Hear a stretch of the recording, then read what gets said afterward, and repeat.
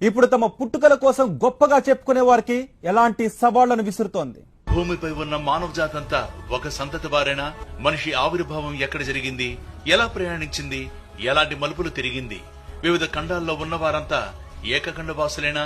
మరి రంగు, ఎత్తు, ఆకృతుల్లో ఈ తేడాలేంటి? ప్రపంచంలో ఉన్న 750 కోట్ల మంది మనుషులు అందరూ కూడా ఒకే తల్లికి పుట్టిన బిడ్డలం. మనందరి ఆరిజిన్స్ కామన్ అని తేలుతోంది. ఎందుకంటే మనలో మైటోకాండ్రియల్ డిఎన్ఏ ఉంటుంది. అది కేవలం తల్లి ద్వారానే ఎవరికైనా సంక్రమిస్తుంది. మనందరి తల్లి ఒకతే, ఆవిడ నుండి వచ్చిన వాళ్ళం.